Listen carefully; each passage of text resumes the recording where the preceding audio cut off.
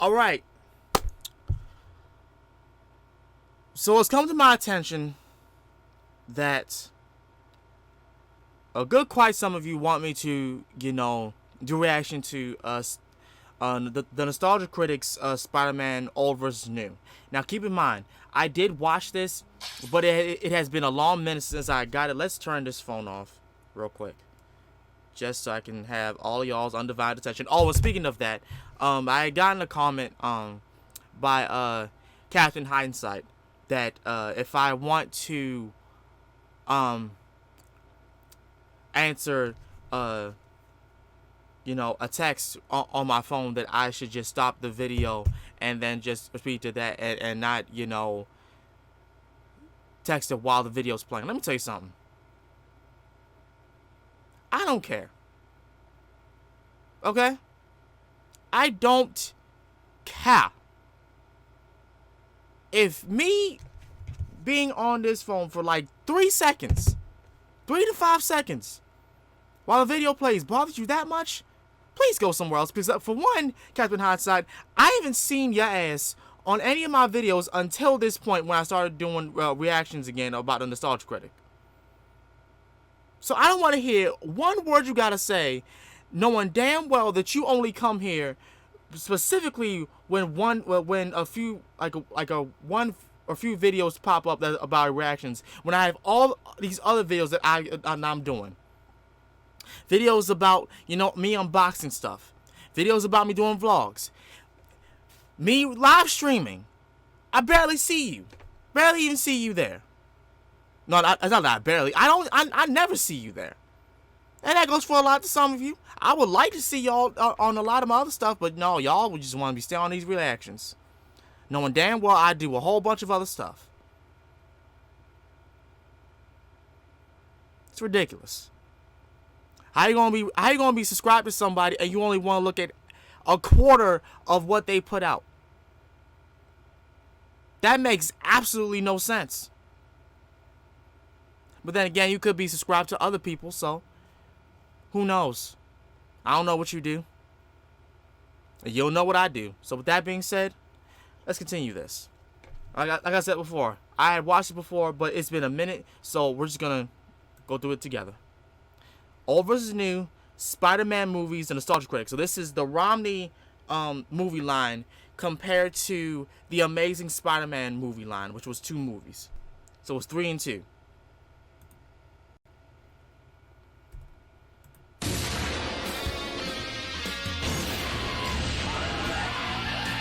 You can tell this was a long while ago.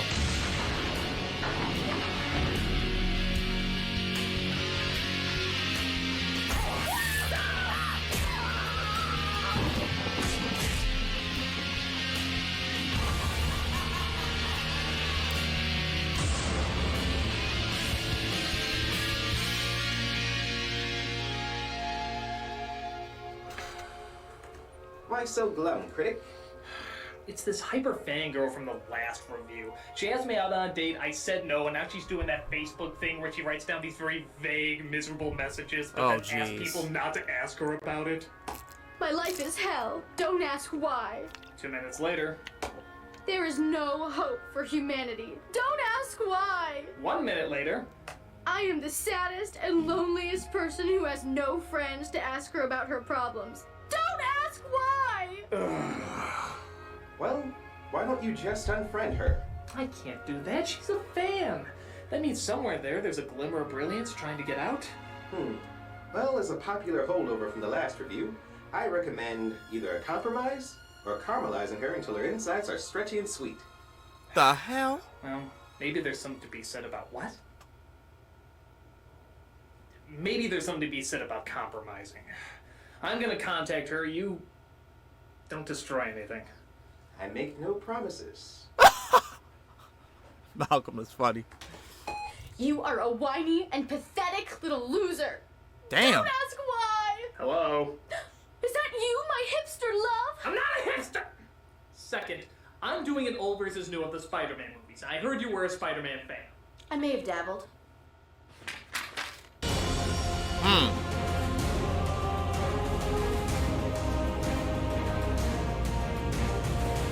Both movie series were a huge hit, bringing in a brand new audience to enjoy the web-slinging Spider-Man himself. But as you would expect, audiences seem to be very split on which series is actually the better Spider-Man series. Which one had the better story, which one had the better action, which one had the better villains, and of course, which one had the better Spider-Man. I would invite you along to be a part of it, but we all know the new Spider-Man films are better, so I guess there's no purpose to... Whoa, wait a minute. The new ones aren't better. The old ones blow the new ones out of the water. Oh, come on, with Thierry Maguire? Oh, I'm sorry. He did overstay his welcome, like that whopping 2 minutes of the Rhino. Maybe there is a bit to talk about with these Spider-Man movies. What do you say we go over it together as friends? And no getting super obsessed over anything, got it? Like you need to ask. Well, no use in delaying the battle. This is fan versus fan in the newly restored old versus new.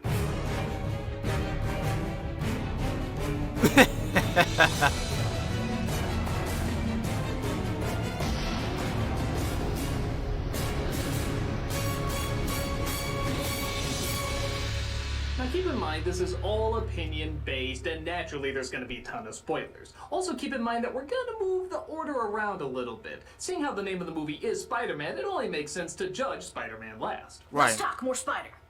With that said, let's take a look at story first. Okay. Story. I do not remember a lick about this video at all. Now, it's pretty obvious that anyone who can take a story about a kid being stricken with super spider powers seriously deserves a lot of credit. And both these films take very different approaches. The original looks at it more from a comic book point of view, with over-the-top action, funky camera angles, and classic mad scientist stories. Sadly, the dialogue is just as corny too, where the new version tries to tackle the story more like a movie, with more realistic characters, a grittier tone, and a spy thriller edge. But if it's based on a comic book, wouldn't you want it to be more like a comic? But if you're turning it into a movie, wouldn't you want it to be more like a movie?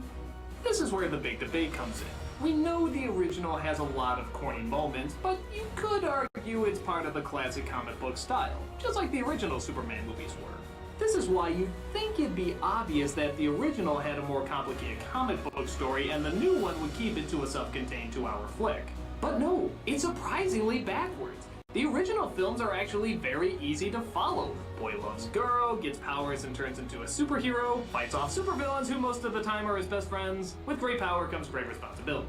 The new films, on the other hand, has all of that, plus his parents disappeared when he was young. Okay, fair enough. They discover a biological miracle that could be used as a weapon. Yeah, okay. A plan is underway to create a league of supervillains. Got it. Which results in 3 villains in one movie whose motivations all have to be started from the ground up. Okay. As well as axing off other characters who are just going to be replaced with new ones that'll take time to establish. See your point. Oh, it looks like Jameson and Black Cat haven't had much screen time yet. Okay, Christ and biscuits, I get it already! Oh, and Ghost Leary.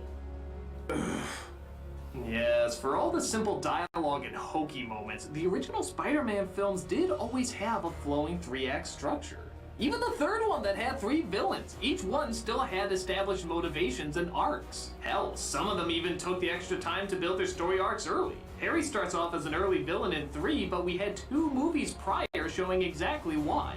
The second Amazing Spider-Man threw 3 new villains at us, all having to be established. That's way too much to throw in a movie and still be emotionally invested in all of them. The original still took time for every character, and yeah, a lot of it was silly, but it still allowed us time to make, at the very least, a little bit of a connection with all of them. So does that mean? Yes, as much as I hate to admit it, the original Spider-Man films did have a better understanding of a flowing narrative. Point goes to the old. When I win, we all win. Oh, shut up. Yeah.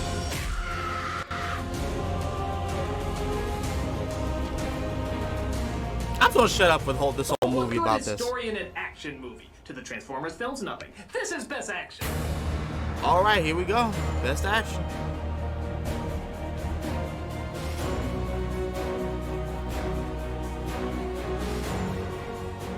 Now this one is really tough as both movies have their high points and low points in terms of action.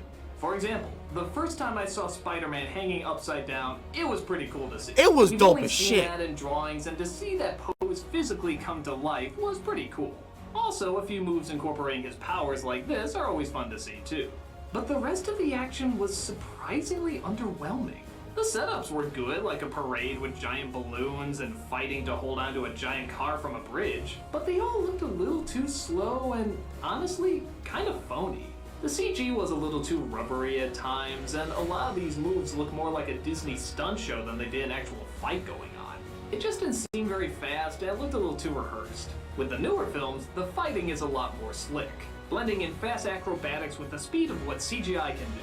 But with that said, the setups were a little bit more mundane. A fight in the sewer is not a very riveting location, or a school for that matter. I mean, okay, cars hanging off of a bridge is pretty neat, but didn't we already do saving cars from a bridge already?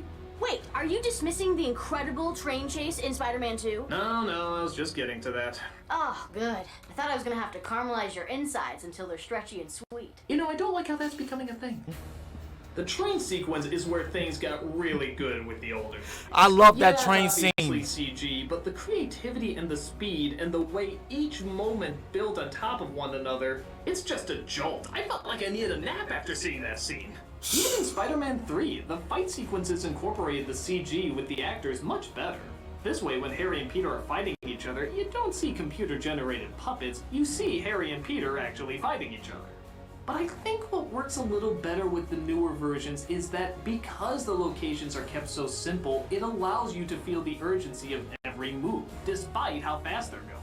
It's like watching Jackie Chan as a web slinger. You just feel the weight, but also the speed of how he operates. When Spider-Man holds that car on the bridge in the first film, we don't really get a feeling of how heavy it is because they never really showed how strong his powers could be. At least not to that extent. With the new one, you feel how heavy everything is.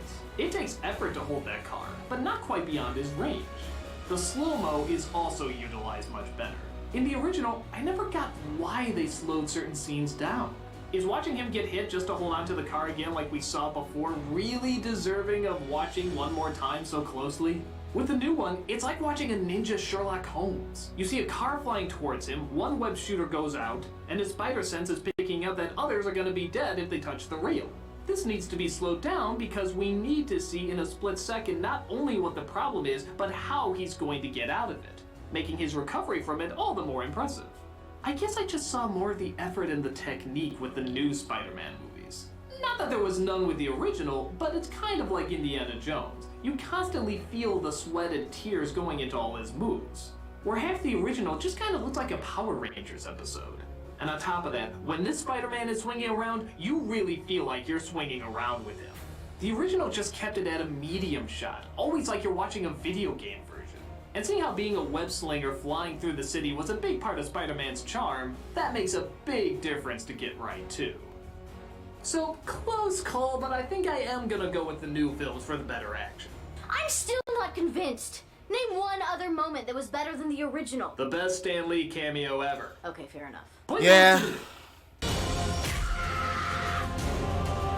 You got to because of Stan Lee and being in that freaking library. If it's going to a good purpose, is there anything more evil than comic book villains? Actual murderers? And you made it weird. This is best villains. You asked.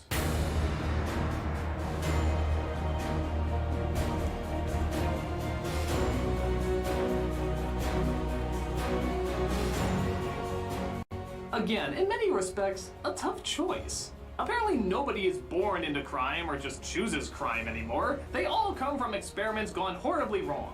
Groundbreaking genius? Oh no, science! Owner of a booming profitable business? Oh no, science! Science! Science? Oh no, science! Most of these villains have a ton of time devoted to them. And they need to, seeing how most of them suffer from Hammy, Jekyll, and Hyde-itis. Seriously, did we ever get one that didn't have a split personality? Oh, what? You've never had the voices of a loved one mentally torture you inside? No. Oh. Well, neither have I. Quiet, Grandma! The only one who seemed to get annoyingly sidelined in the original was Venom, who went from being one of the coolest jock badass villains of all time to that whiny 70s show kid asking Jesus if he could perform a hit for him. Right. Yeah, I'm sure that's how it works. I come before you today. That's why that movie sucks so bad. I want you to kill Peter Parker. Okay, but it's gonna cost you some Hail Marys. Whoa, wait a minute. If you're talking about rushed, what about Edward Electronigma? His turn was so quick he could win the Indy 500 with it. Okay, granted there wasn't as much time devoted to him because of all the other stuff in the movie, but you gotta admit, you've known a lot of weirdos in your time. I assume. And you know a lot of them probably do strange things on the turn of a dime. But there's no time to show his change. He forcefully becomes obsessed with Spider-Man, forcefully becomes a supervillain, and forcefully decides he now hates Spider-Man. The other movies at least gave more of a progression. He doesn't need much progression. He's just a weirdo. Well, all weirdos have stories too. Look, is it so hard to grasp that sometimes strange people just do strange things? Hi, Hyper. How's it going? You got a new fan art? I'm working on a slash fiction between... Oh my god, is that the nostalgia critic? Yes, Mac. Hi, how you doing? He said hi to me. I am instantly in love with you. What? What? What do you mean what? Are you doubting our connection? I didn't say That's that. it. From now on, you and me are enemies. What? There you go again with that word. What? You just better pray nothing powerfully bizarre happens to me. Something powerfully bizarre happened to me. Good God, what did you do? I got bit by a lightning bug while I drank milk. Now I'll let it. How the hell is that possible? I don't know. It's just science. Now I'm making pain. What you mean insolence? That too. Stop! Stop! Stop! Stop! Stop! Stop!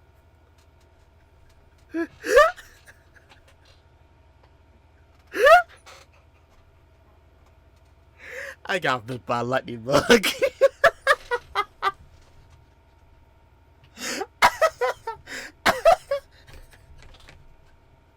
Yo, Malcolm is by far the funniest person on this show. I swear on God, on this channel, I swear on God, he is the funniest one. He is so funny. Oh my God. Oh my God. I gotta see that again. I'm sorry. Oh. Something powerfully bizarre happened to me. Good God, what did you do? I got bit by a lightning bug while I drank Red Bull. Now I'll electrocute. How the hell is that possible? I don't know. It's just science. Now I'm making pain. It's Don't you mean insolence? that too.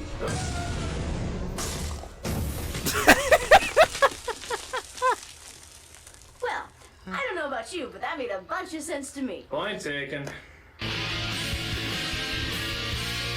Oh my God. Oh my God. I forget what the hell I was gonna say.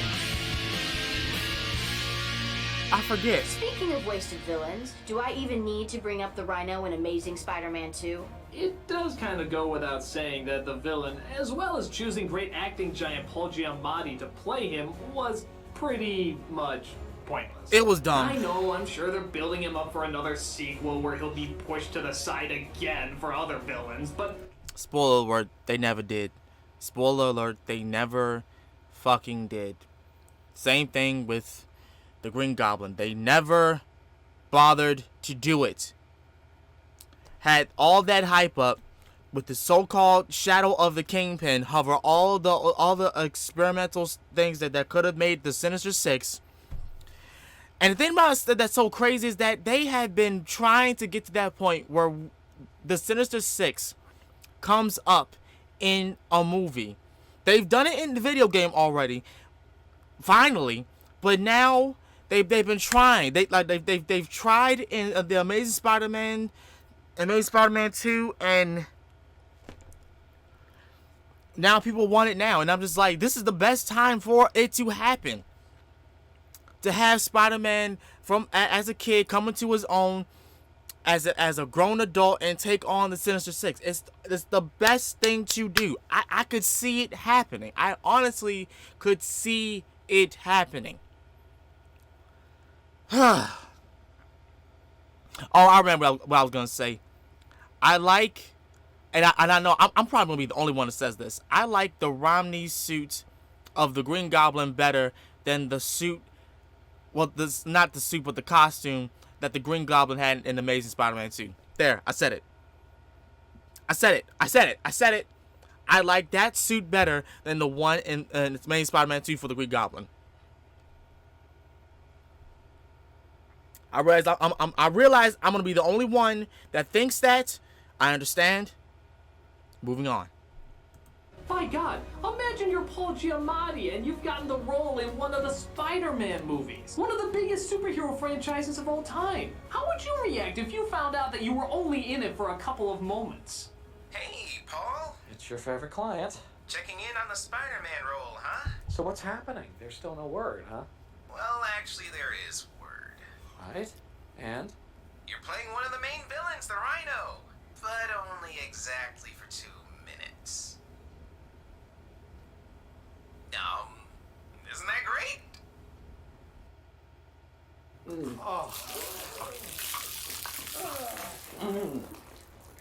That's it. But come on, the Lizard's got a lot of sympathy and attention, and Harry Osborn's relationship with Peter was certainly given a good amount of time. And both of them played their roles much more seriously than the goofiness of Defoe, Molina, and so on. All of the villains from the original were completely over the top. All right, if you can answer this one question correctly, I'll admit defeat. Okay, shoot. What is one line of dialogue any of the villains have in the new movies? Ha! Easy.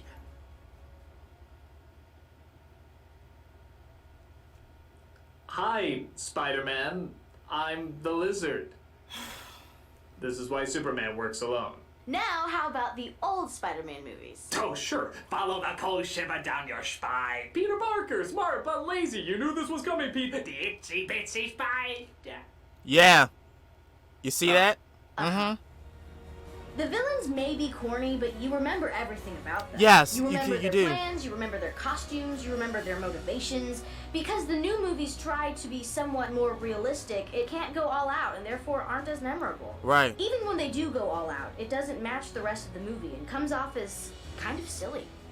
Yeah, as much as Harry seemed more messed up in the newer films, I do remember the conflict in the original ones much more. Even the birth of the Sandman. There's no line of dialogue in that scene, but you completely feel every bit of emotion because they let it play out. That's one of the greatest supervillain bursts I've ever seen in a movie. The newer films seem more concerned about squeezing in too much for building other sequels. Even though I do take them a little bit more seriously, I do find the old villains are just more colorful, threatening, interesting, and just all around more memorable.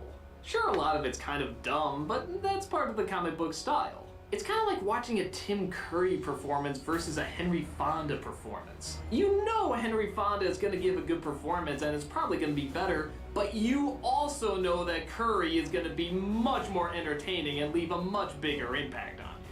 And seeing how the villains play a big part in a comic book movie, it's probably best to side with the ones you remember the most. Right. So, yeah, as much as I hate to let something as goofy as this pass. Tell me how! The heart, Osborn. First, we attack his heart. I have to admit, it probably is more fitting than the alternative. So yeah, I had to accept defeat. Point goes to the old. You made Grandma very happy. What? Nothing.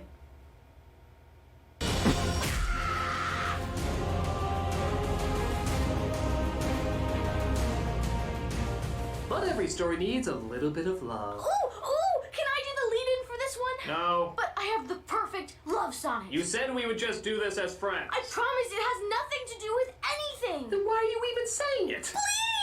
Please! All right, go ahead. Damn it!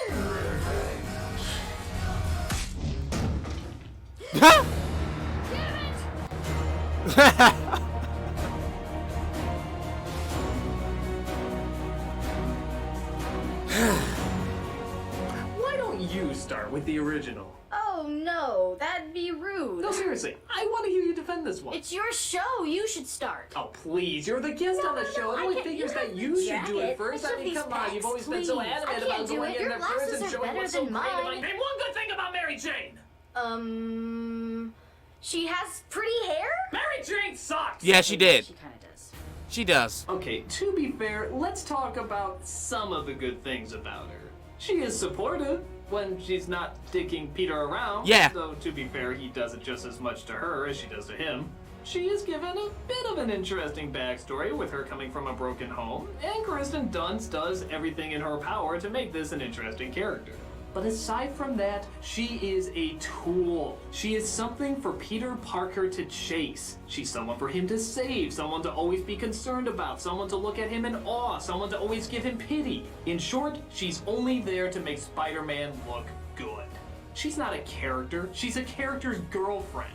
Someone to be appealing superhero arm candy. Someone to look pretty in Spider-Man's arms.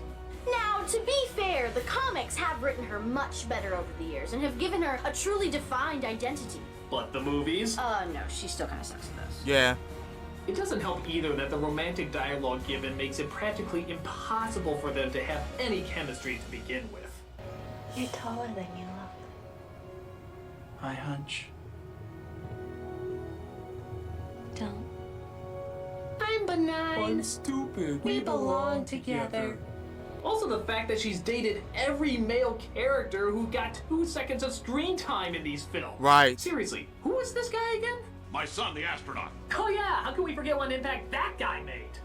In the new movies, we got Gwen Stacy, who face facts is just 10 million times more interesting. She's a science genius, she's got a good sense of humor, she's constantly helping Peter in every way possible. And I mean like, actually help. Not just cheering him on or saying you have my support, but actually coming up with scientific reasonings to defeat the villains. The antidote is cooking. No.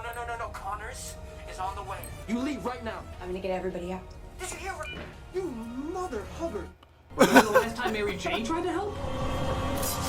Oh yeah, that. On top of that, I'm just gonna say it. Peter Parker and Gwen Stacy, they're just fucking adorable. They are. This is the most cliched hiding place you could have chosen.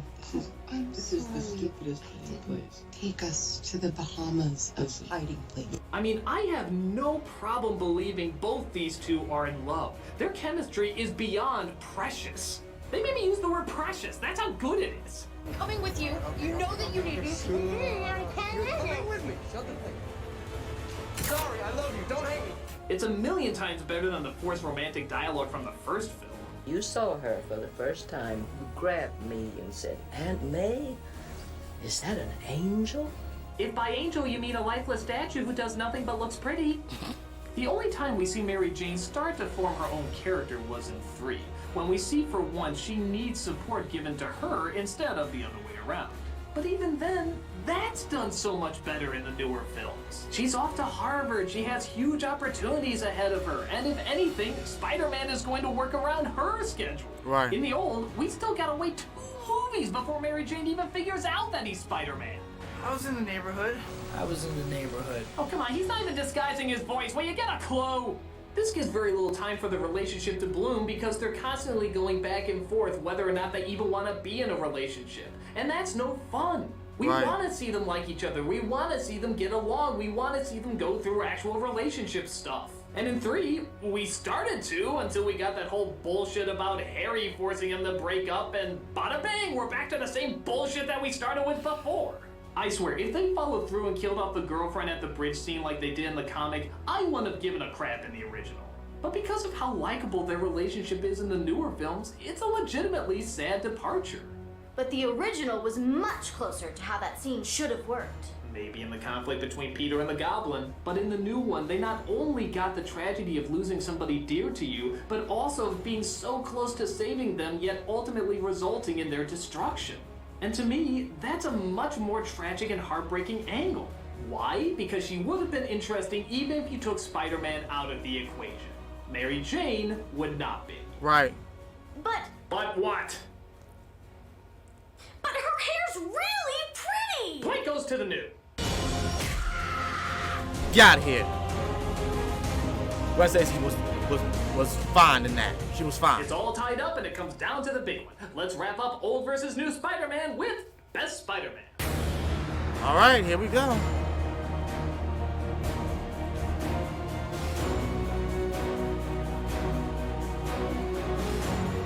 Now this one you know you have to give to Tobey Maguire. He's the perfect geeky, awkward teen of the original comics. Really?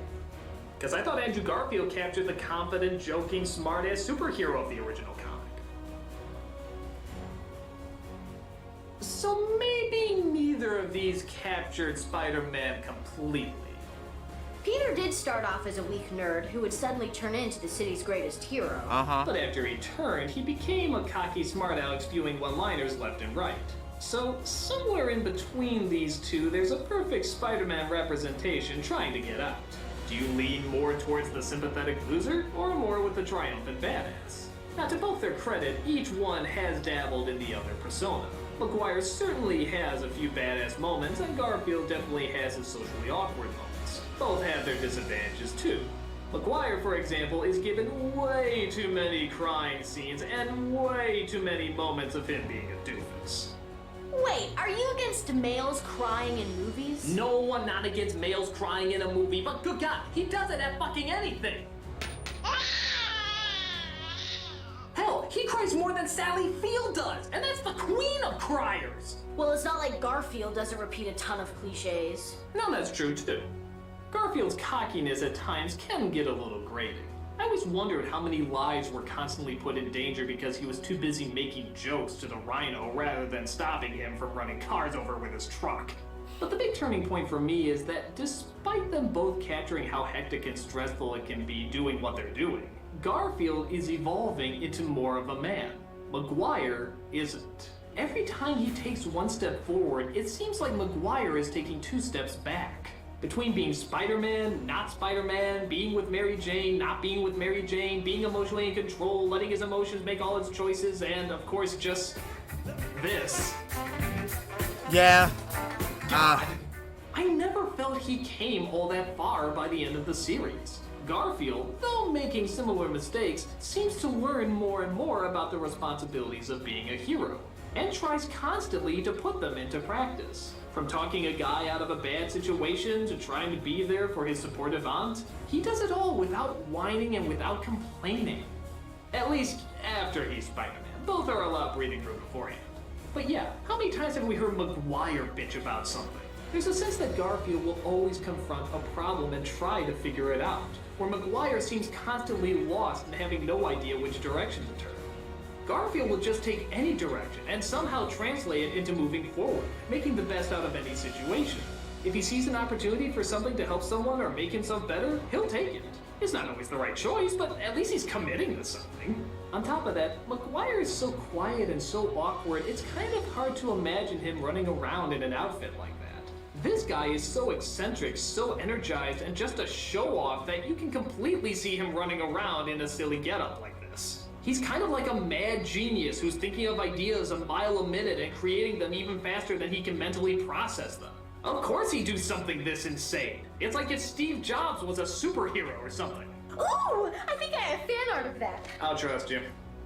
The only time he quits being Spider-Man is after Gwen's passing. And fair enough, anyone would be thrown off after something like that. Right. With Maguire, it's just the stress of the job. And don't get me wrong, I can identify with that, but by comparison, you starting to see my point here? One quits being Spider-Man because his girlfriend died, the other one did it because it was just hard.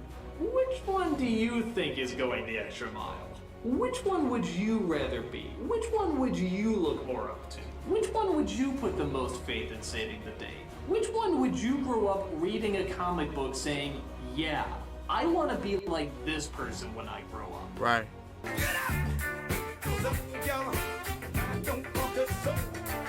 Garfield, the superior hero. No! Sorry, Hyper Fangirl, but this Spider-Man is more interesting, more entertaining, and more thought-provoking. Point goes to the new, which means that the all-around winner is the new Spider-Man series.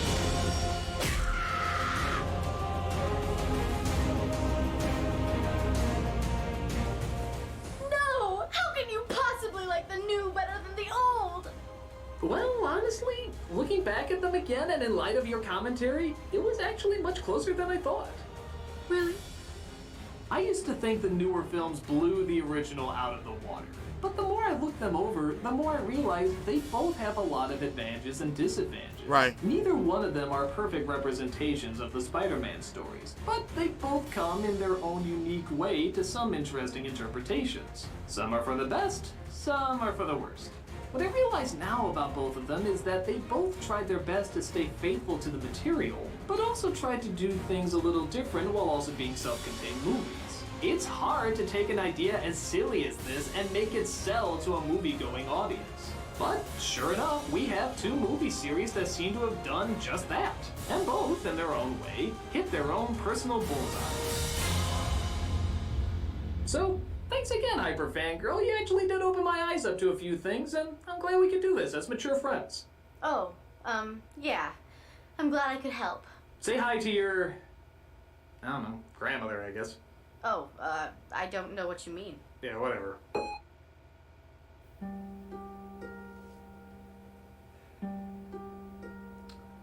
A friend. I guess that's all I'm supposed to be. A friend. You listen here, Missy. No grandchild of mine is gonna give up that easily. But he's my friend. I'm your fat grandma, and you must avenge me. You're not even dead. Mind your own business. Now you gonna go after that critic or not? Oh, Grandma, you always know just what to say. Less talking, more stalking. Right. Oh my lord.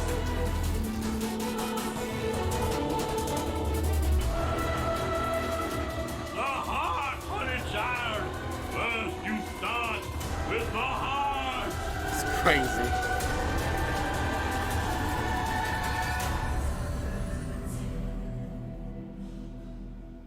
Anything else? Nope, that's it. Oh my god. But yeah, also to be fair to another point, yeah, after looking at this, Andrew Garfield, like he did like open light to like a whole new thing about how Spider-Man should be, until we got Tom Holland, and now Tom Holland is doing a lot better than the 2 of them, in my opinion. Even though yes, he's a kid, but he definitely has captured a whole thing about Spider-Man, especially in him in a young age. And I already know once they get him to like the adult stage, he's gonna blow those 2 out of the water, Toby and Andrew. That's just the way I feel. But I want to know what you guys feel. Let me know what y'all think about these Spider-Men down below, like Tobey Maguire, Andrew Garfield, and Tom Holland. Let me know about what you guys think about all 3 of these things. I don't care if it's right. I don't care if it's wrong. I just want to hear y'all out. So just please let me know in the comments down below what you think is the best Spider-Man. What you think. Because apparently there's a big war on Twitter going on about which one was the best one, which one is the better one, and all that. Even though there's literally a Spider-Man for everybody. Let me know down below. As such, this has been Master Ryo Sakurai, and I'll most definitely see y'all next time. I'm getting up out of here. Peace.